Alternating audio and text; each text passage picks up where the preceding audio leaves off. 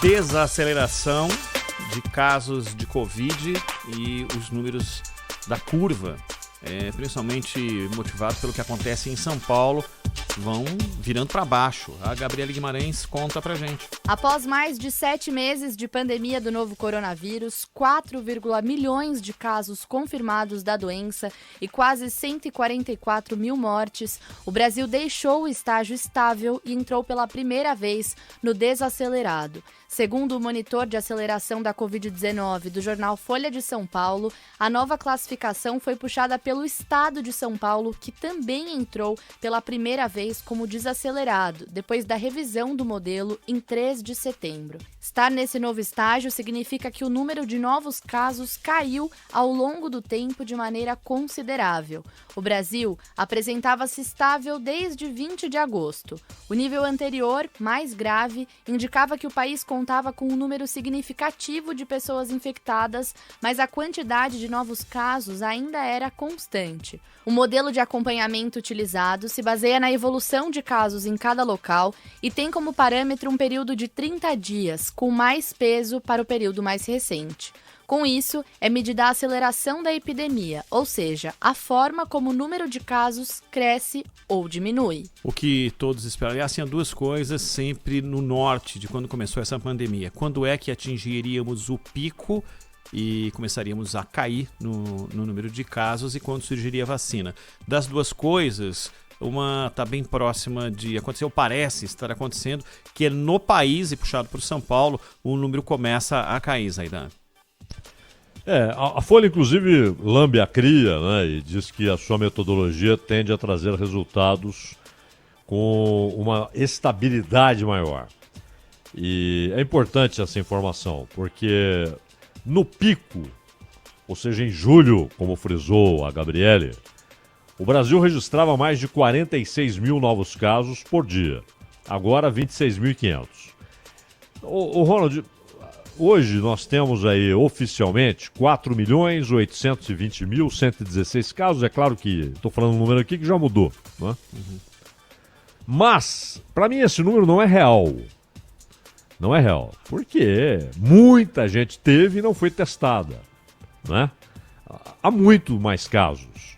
Muito mais gente foi contaminada. Vou citar um caso aqui, Zaidan, se me permite. Claro, deve. De um colega que estava preocupadíssimo porque mora com a avó. Preocupadíssimo de pegar o coronavírus. Tomava todos os cuidados. Porque ele não queria contaminar a avó, um grupo de risco.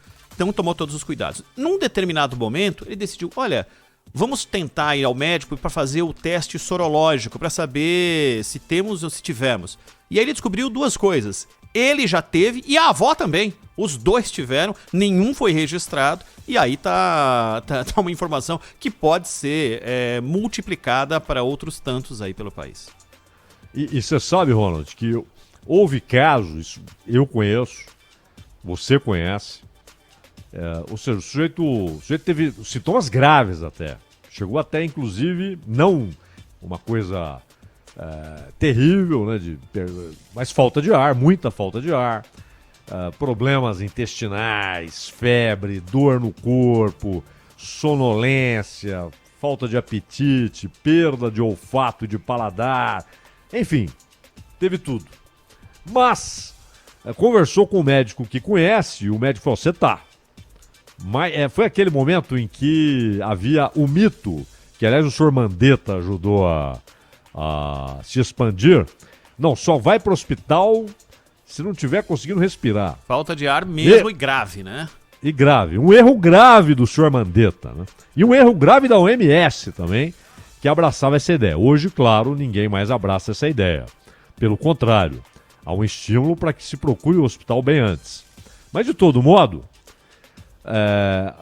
esse sujeito, ele teve, mas não foi testado. Depois, o médico falou, toma isso, toma aquilo, né? Remédio para dor, remédio para febre, às vezes o mesmo remédio combate as duas coisas, vai passar.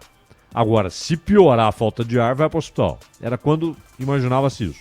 Passou. E ele não foi testado, ele não entra nessa contabilidade. E isso você multiplica. Veja o caso do futebol, os caras testam toda semana, né? E aparecem 9 aqui, 15 acolá, 8 ali, 7 ali. Eles testam toda semana. Imagine, então... Isso num microcosmo, né? No microcosmos. Imagina, então, o grosso da população. Quanta gente teve. Não foi testado, até porque muitos nem sentiram. Né? Se você perguntar assim pra mim, você teve? Eu vou falar assim, não sei. Não sei.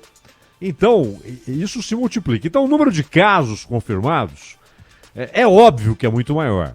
Perdão, o número de casos é óbvio que é muito maior do que o número de casos confirmados. Né? O número de casos confirmados está ali 4.820.000 e mais alguma coisa. O número real é muito maior. Agora, morte é outra coisa. Quando você observa que há menos demanda por UTI e você observa que a contabilidade aí próxima do exato, né? Eu digo próxima porque muitas vezes há casos em que há divergência, foi, não foi e tal, mas próxima do exato é o número de mortes. Né? Esse é um termômetro muito mais relevante. E, obviamente, a procura por UTIs e UTIs para casos de Covid, né? Já que os hospitais montaram centros de atendimento com unidade de terapia intensiva especificamente para Covid.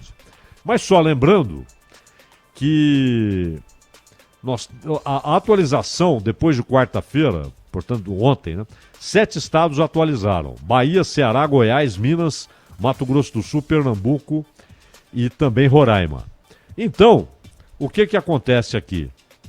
Nós temos 2 estados em que há um crescimento do número de casos, só 2, nesse levantamento: Roraima e Rio Grande do Norte. Estáveis: Santa Catarina, Espírito Santo, Minas Gerais, Rio de Janeiro, Goiás, Mato Grosso do Sul, Amazonas, Amapá, Bahia, Ceará, Maranhão, Paraíba, Pernambuco e Sergipe. Estáveis, 14 estados. E em queda, Paraná, Rio Grande do Sul, São Paulo, como vocês citaram na reportagem da Gabriele, Distrito Federal, Mato Grosso, Acre, Pará, Rondônia, Tocantins, Alagoas e Piauí. Todos esses em queda, 10 estados. Então, 14 estáveis provavelmente entrarão também num decréscimo, 10 já em decréscimo e 2 estados ainda com um crescimento de número de casos, Roraima e Rio Grande do Norte. Ronald.